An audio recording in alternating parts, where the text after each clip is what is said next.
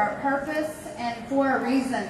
You know, all my life I've been such a dreamer, and I set goals, and I went on to college, and it's my dream since I was a little girl to be a TV reporter. And shortly after, you know, being your age and graduating from school, I was soon interviewing celebrities and covering the biggest sporting events all over the country. It was all a part of my plan and what I wanted. I was doing presidential elections, and I was like, wow, you know, I've really made it. This is what it's all about. But 1 year ago, September, my dreams, my goals, they changed. I went into the doctor for a routine check, and the doctor said, Tamara, you know, I'm sorry to tell you this, but you're dying of cancer. I was diagnosed with a blood cancer, lymphoma, and I was given 5 to 7 years to live. In the last year, I've gone through chemotherapy 4 times. In fact, I just had my 4th round started just 2 days ago.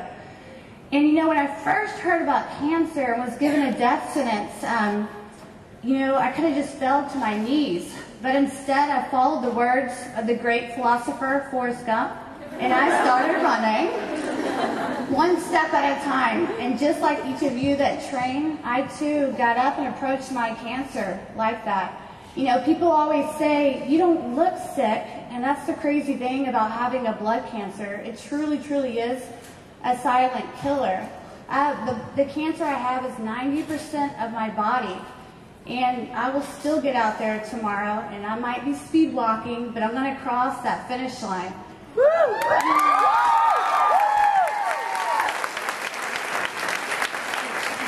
People our age, young adults, have the lowest cancer survival rate of any other age group. And the reason is because a lot of times we don't have a voice.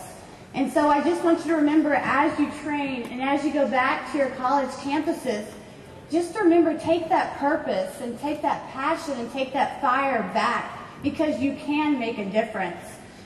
In closing, it was last November, and as a reporter, a lot of times I get called by the Make-A-Wish Foundation to, you know, to do wishes. And I was called about an emergency wish for a little girl, and she had leukemia, and they didn't think that she was going to make it much longer. And so her wish was to go see a movie, and she wanted to do a whole red carpet event. And so I was going to go and interview her. I was so excited. So that night, I was just like, I cannot wait to do this for Danielle. Well, the next morning, I got up really early, and I got a phone call, and they said, Tamara, I'm sorry, but Danielle made a turn for the worse, and she died overnight.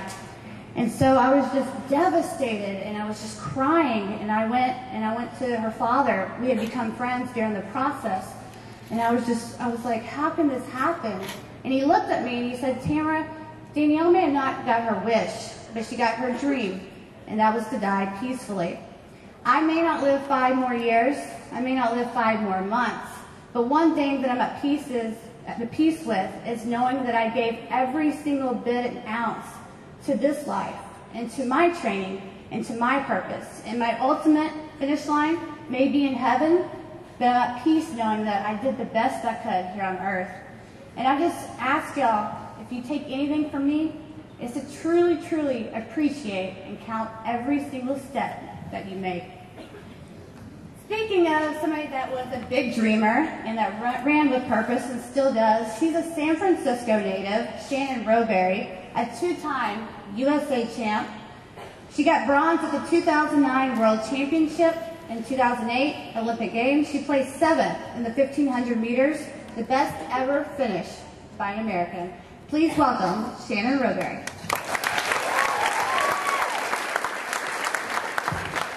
Ladies, how are you doing tonight?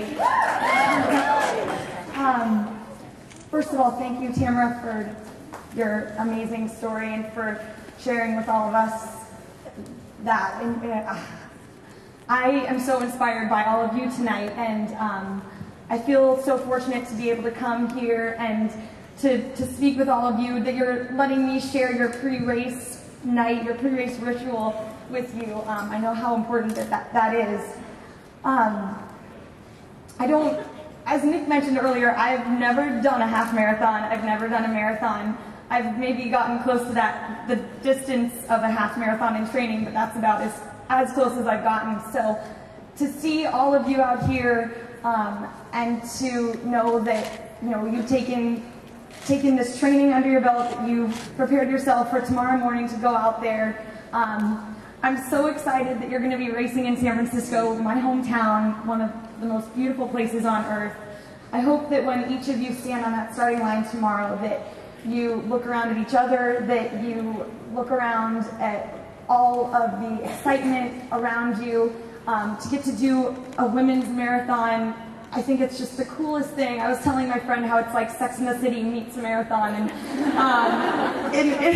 which is so cool. When I get to a marathon someday, way down the line, I think I want it to be this one because it's just so great. You've picked the best one to do. So I won't keep talking. I know you need to get to bed. You need to go kick some butt tomorrow. I'm going to bring up probably who you'd much rather see, who was up on stage earlier, Nick Simmons, heartthrob Nick Simmons. So, yeah, we both wanted to just extend our thanks and our congratulations to you.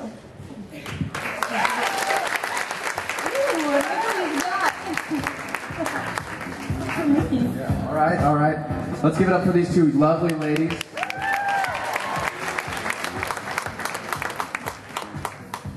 See, heartthrob, what was I saying?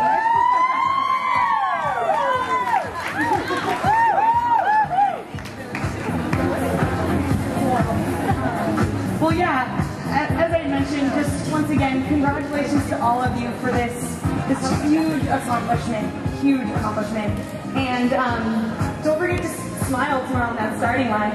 I'll be there. Good luck, ladies. Have a great night.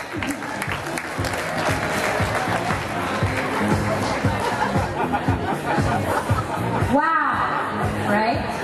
No, it's hot. So we've heard some pretty inspirational stories. Now it's time to celebrate your journey and get excited for your race tomorrow. Now, I know you guys are all excited for our musical guests, but first, we're going to give away 2 more pairs of awesome curly jeans in the raffle, so I hope you all entered our raffle.